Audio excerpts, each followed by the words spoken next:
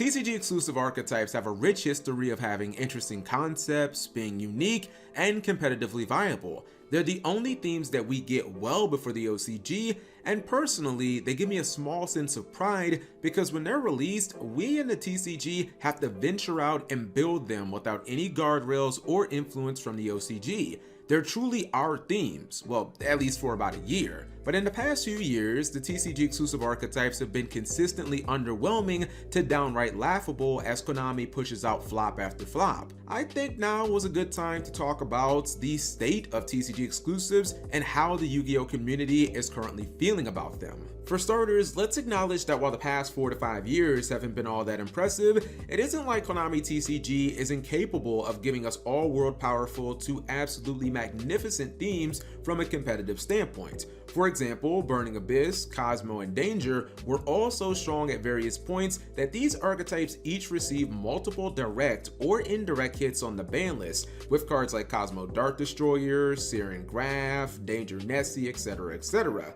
These themes also won YCS events, or in the case of Danger, were often used in various other decks as a core engine like Thunder Dragon, Terelements, and Danger FTK en route to YCS tops or wins. My point is, Konami TCG can absolutely make a strong archetype if they want. I would like to point out that it has been rumored that head of the TCG Research and Development, Jerome McHale, doesn't actually design current TCG exclusive themes, and that his last design cards were in 2019 with his groundbreaking trio of Nibiru, Dimension Shifter, and Dark Ruler No More. We also know, because he's talked about this on various streams, that he did personally design Spiral, Dangers, and some other archetypes. That being said, it's also heavily rumored that Billy Brake of Research and Development was the one who designed and created the Gold Pride archetype, so I'm not completely sold on the idea that Konami TCG doesn't actually design the current themes themselves, and honestly I take it with a little bit of a grain of salt. Regardless, what on earth has happened over the past few years where it seems that these themes have taken an absolute nosedive in terms of playability? I went back to 2020 and looked at all the TCG exclusive themes, whether they be brand spanking new like Goaty, anime based like Valkyrie, or an extension of older archetypes like the Fire Fist cards that were released in Fist of the Gadgets. And being completely objective, I would personally say that these are the ones that were failures. Dream Mirror, new Fire Fist, new Toon support, although Toons are basically unsavable as a theme, Yugi's Poker Knight, Mutants, Warrock, Bee Trooper, Libromancer, Gate Guardian, and Goaty, with things not looking particularly good for Tistina. I'd consider the successful themes to be Plunder Patrol and Gold Pride, as both have topped multiple YCS events and countless regionals, even doing so with different builds like Runic Plunder, Pure Gold Pride Punk, and Adventure Plunder. Some might say that competitive results and competitive playability isn't the only factor that determines success of an archetype, and I completely agree.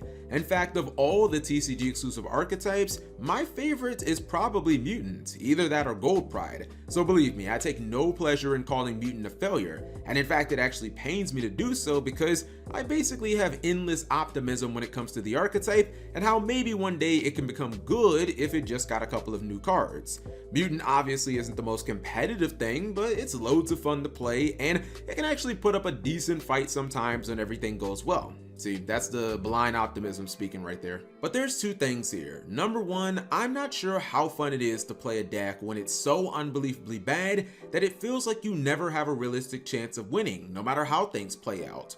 Warrock might be too extreme of an example of this because I personally believe that it's one of the worst archetypes ever printed, especially for its time, and that it would have sucked if it was made any time after the GX era. But Warrock can't even compete with current tier 3 archetypes. I'm not talking about the Purelies and the Unchains of the world. I'm talking about something like Infernoble, or my personal deck, which a lot of people underrate, but I'll just use it to paint a clear picture, Vanquish Soul.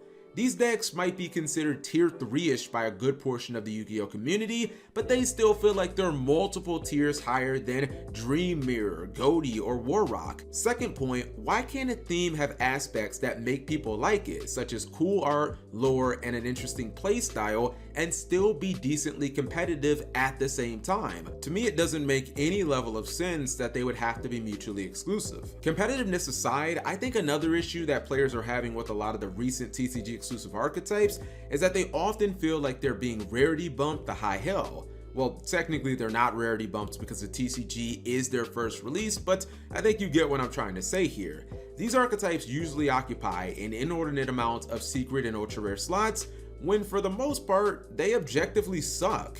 This is an issue for two reasons. Number one, it takes high rarity slots from cards that actually deserve it. And number two, when you finally pull a secret rare and it's from an archetype that ends up being hopeless, you feel pretty bad as you're left wishing that it was a different secret rare, or wondering why such a bad archetype has so many high rarity slots to begin with.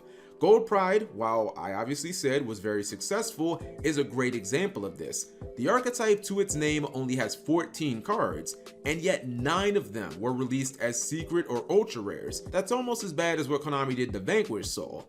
My point is, if Konami doesn't intend on giving us archetypes that are going to be meta, then they could at least print most of the cards as common with maybe a couple of super rares thrown in there. That way people who actually care about playing this archetype, in spite of the fact that it might not be that competitive, can pick up the entire theme for, I don't know, maybe like 15 bucks. Archetypes being fun to play is completely subjective, so I can't definitively say that any of these TCG themes are unfun to play.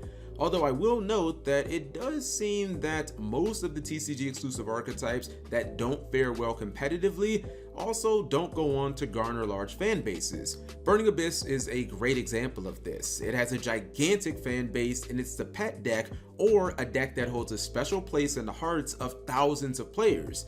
Is this related to the fact that it's one of the most successful decks of all time competitively? Possibly. I will say that I don't often see many passionate Dream Mirror, B-Trooper, etc.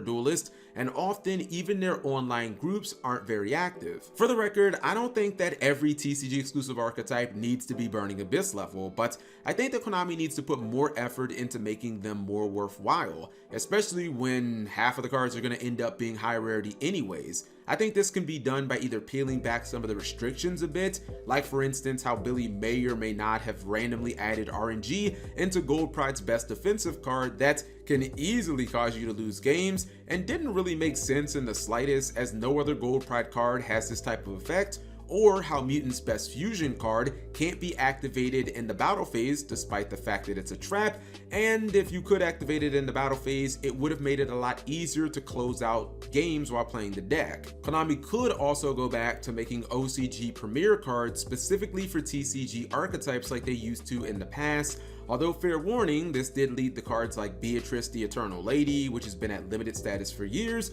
and Spiral Double Helix, which made that archetype unequivocally tier 0 worldwide. I think that TCG players are just getting frustrated by this cycle of having these new cards teased and revealed, getting really excited, and then ultimately being really disappointed when the archetypes and the themes aren't very good. Compare this to most of the deck building booster sets, which each gives us 3 new themes, and usually 2 become meta worthy, or at least by my personal gauge, good enough where I can consistently top regionals with it. Amazing Defenders, Secret Slayers, Mystic Fighters, Grand Creators, and a bunch of other packs have actually ended up going 3 for 3. So in my opinion, there's no reason why Konami can't crank out at least 2 solid TCG exclusive archetypes per year when those booster sets are giving us about 2 good themes per set. But of course, those are just my thoughts and I'd like to know yours. How do you personally feel about the state of TCG exclusives and our most recent release of Tistina, which again is not looking all that great, but who knows, maybe it'll end up doing crazy well at an upcoming YCS and shock the world.